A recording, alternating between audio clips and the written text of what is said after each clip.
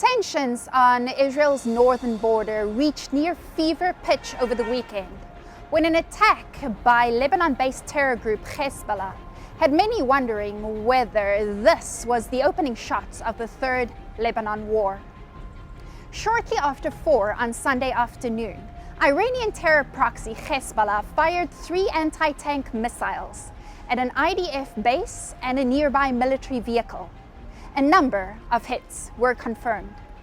The attack, Hezbollah said, was payback for an Israeli preemptive strike in Syria on August 24th to foil an Iranian terror plan to bomb northern Israel with armed drones.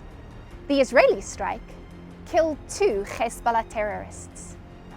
Following the attack on Israel on Sunday, Hezbollah was quick to celebrate, claiming that the anti-tank missiles had found their mark, destroying an Israeli vehicle and killing and injuring those inside. Yet their boast was premature, as Hezbollah commended itself on a successful attempt to murder and maim. Prime Minister Benjamin Netanyahu announced that the terror plot had failed. "We have no casualties," he said, "not even a scratch." Israel's response to the attack was swift and severe.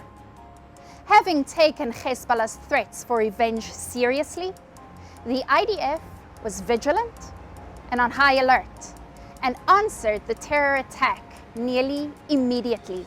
The army fired nearly 100 shells on Hezbollah targets in southern Lebanon, including the cell responsible for the attack on Israel, as tensions threatened to escalate, turning Israel's northern border into a war zone once again. Jerusalem warned residents in the area to remain inside and open their bomb shelters. For a few anxious hours, the nightmare of the Third Lebanon War appeared to be more reality than bad dream. A tense calm had returned to the region. The army announced that they considered the tactical event on the ground to be over, and residents were told that it is once again safe to leave their homes. After a quiet night, the situation on the border remains tense but calm. A number of international role players are making every effort to ensure that peace returns to the region. For their part, Hezbollah's terror masters in Tehran are the lone voice praising their terror proxy.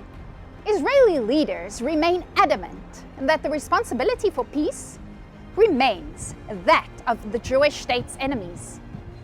Peace, they say, will be met with peace. Violence, on the other hand, will be met with retaliation. Following a week of vowing bloody revenge, Hezbollah's promised retaliation strike has now come and gone, leaving the Jewish state largely unscathed. Yet Israel is not relaxing its guard just yet. While the immediate danger is over, the looming threat of Hezbollah on Israel's northern border remains. Moreover, many Israelis cannot help but wonder, does Sunday's attack comprise the full extent of Hezbollah's revenge? Or does the terror group have more up their sleeve? The IDF remains vigilant and on high alert. The situation also calls on us, Christians who love and support Israel, to remain vigilant and on high alert too. Psalm 122 verse 6 calls on us to pray for the peace of Jerusalem. We invite you, as Christians who love and support Israel, to join us as we cover in prayer Israel, her borders, and the young men and women who stand guard over the Promised Land.